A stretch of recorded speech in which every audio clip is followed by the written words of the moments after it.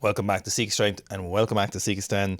Let's jump in on a training vlog with Yazmin from last week. I squatted 220 kilos for 3x5 barefoot and beltless, and I think today is probably a good opportunity just to talk about how the squatting is going and get some useful information on Yaz and her favorite lower body exercises because she's very diligent with them.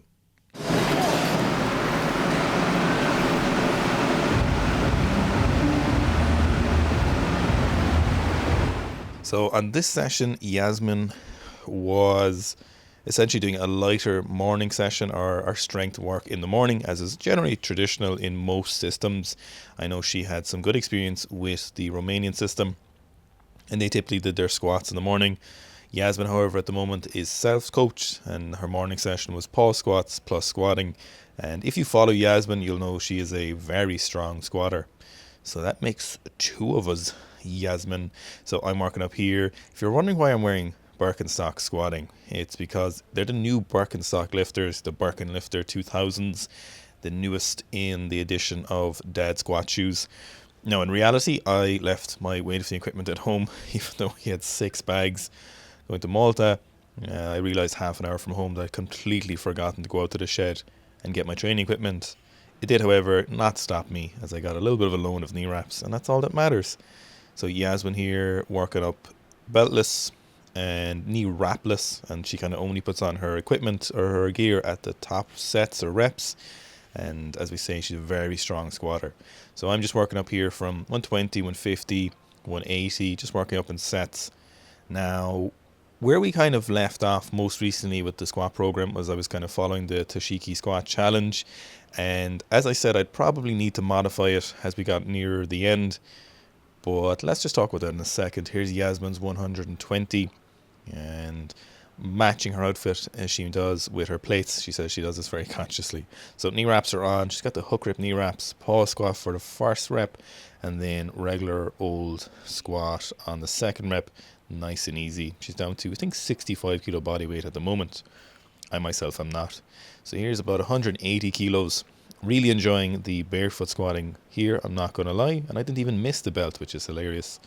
So instead of doing straight sets of 5x5 currently, what I'm doing at the moment is working up to about 200. And then off that, I will take bigger jumps up to 220.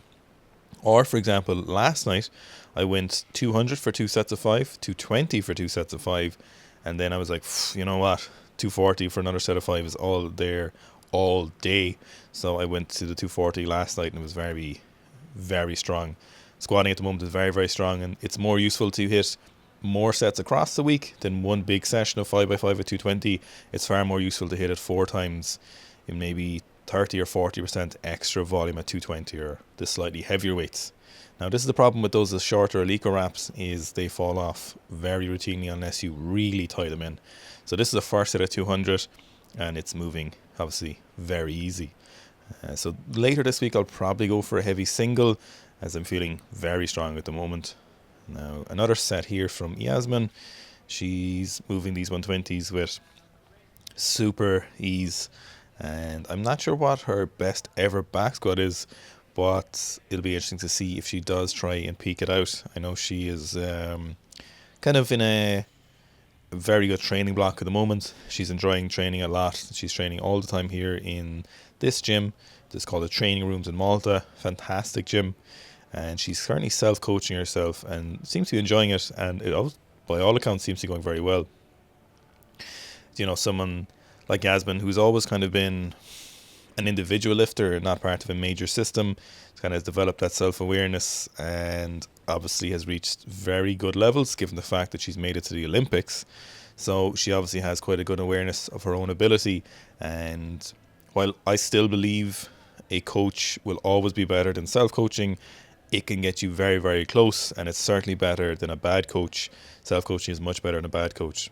The ideal scenario is obviously a great coach, online or in person, depending on what you get. But, you know, a good scenario is self-coaching in a good training environment where you're happy.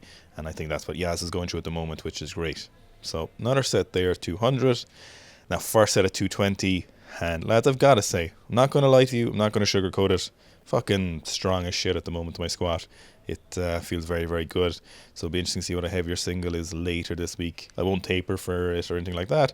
I'll just literally do the warm-up sets, probably do 5s on the way up, and then I'll hit a single and keep that practice going. Now, first set here at 220, like I mentioned, and moving very, very well. So one thing a lot of people don't know is that 240 haunts me a little bit. Here is Melissa from Norway. She was over for training, so the 95 kilo block clean. Very, very strong lifter. And here is Yazmin starting her assistance work, and she is very diligent with her assistance work.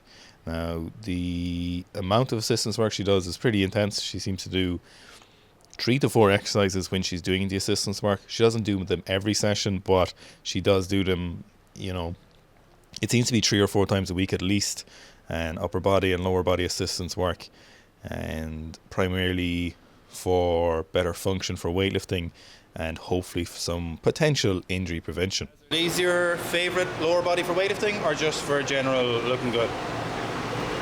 For weightlifting. Okay. Yeah. I mean, I need to stabilize. I'm very lopsided. Okay. So this would help, especially on my glutes and my quads and everything. One leg is visually bigger than the other. Oh yeah, a little bit, yeah. I squat this way. Okay. Second set at 220. Now, the reason 240 kilo haunts me is because 240 for 10 has eluded me before when I was at my strongest in squatting. And I've done 240 for a set of 8, I've done 240 for a set of 9, and 240 for another set of 9. Both of those times I've been going for a set of 10.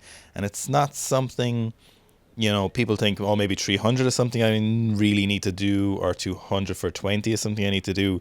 But 240 for a set of 10 is something that I really want to take off the list, because I've tried it a couple of times and it's a big set. 240 for 10 is a pretty cool set to do. So it's something I want to take off in this training block because it needs to get done. So Yasmin here doing the classic Bulgarian split squats, kind of off-center weighted or with the dumbbell. I like some of these, especially if you have a hip shift. They're quite useful to kind of load them with the opposite limb or the opposite side that's working. I like them band distracted, either pulling internally or externally depending on your issues, but they're a great exercise. Single leg RDLs as well. Specifically, these are quite useful for hip issues, or can be quite useful. For hamstring development, I don't love them. But Yazmin is really looking at that hip shift, and I think these are a great option here. And you'll see them, a lot of them, in rehab programs for people with hamstring issues or hamstring tears or recurring hamstring issues, which can be useful there. But if you're looking for a single leg RD or hamstring developer, single leg RDLs like these are too much on the stability requirement side of things, and so they have a great use. But if you're looking for primary hamstring hypertrophy, say that 3 times fast, they aren't the best, but they do have a great use, especially in weightlifters programs when you don't get a lot of hamstring work or single leg work. Now, last set at 220 here, and again moving very, very easy even without the shoes.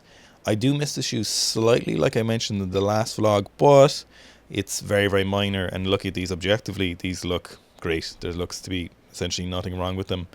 Now, I know I squatted 290 without a belt, but I thought I would miss it more after doing most of the training block with the belt on, but it actually just didn't seem to make any difference. Now, since I've been home, I've put it back on just for the sake of, since I've been using it, but it's quite interesting that I didn't miss it at all. It kind of only occurred to me when I was doing the second day of 220s was that the belt just was not being missed. Now, Yazmin is doing her third exercise, her kind of a third favorite lower body exercise, or some of the ones she does most frequently. She said she loves these for glute development, and I really like them, and we like Masika Strength for the upper back and lower back control, so seated good mornings. What are you focusing on when you're doing those, Yasmin? So I try to squeeze lower back and glutes as I come up. Okay. Strengthening this part, because I have a very weak hinging movement. When I snatch or when I clean, here I usually use it a little bit, sometimes strengthen. If you have a lot of tightness in your adductors or abductors, or you feel that hip kind of similar to groin issues, sometimes those seated good mornings can be a great mobility tool as well, because you're moving through a range of motion with a weight, but it's in a controlled fashion. And if you sit wide enough, I do feel like you get a nice little benefit from these seated good mornings.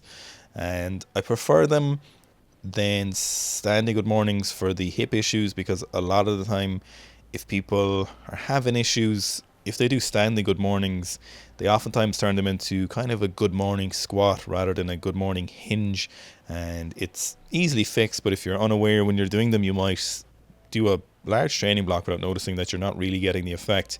Whereas for seated good mornings, it's pretty hard to mess them up. And Yasmin, you can see, has great extension control throughout her back through the full range of motion. So as I said, the weights are moving really well. I'm very happy with how the squatting is going. Again, those kind of straight sets are being left behind a little bit at the moment, and I need to be doing heavier sets, even if it's for less volume at the heavier set. And as I say, I'll be titrating in some singles. I've done one single 3 weeks ago, so probably a good time now to do it again and see where we're at currently. Not looking for an all-out max, but a better representation. So I hit 260 before I went to Malta, I think 2 weeks or 1 week before, so about 3 weeks ago. So I'll be looking to hit 270 or more in this weekend, and kind of keep that ticking over and practice those heavier weights. So I hope you're enjoying the squatting series. I'm certainly enjoying doing it. It's very, very entertaining to be able to do those squats without worrying about weightlifting. And I hope you enjoyed those series of videos with Yasmin. Give her a follow on Instagram. That's primarily where she's active. And I hope you enjoyed today's training vlog. Today's video is brought to you by the Seek Strength Rote Anywhere Squat program. It is 8 weeks in length. There is 3 different variations depending on your max. You can get it at seekstrength.com. It's tough, but it is productive. We've had a range of maxes over the years, and thousands of people have run it. And we had the biggest max we've ever seen was so far as recently was a 55 kilo max, which is crazy. The average is about 20 to 25 kilos. And if you put hard work into it, you should reap the rewards.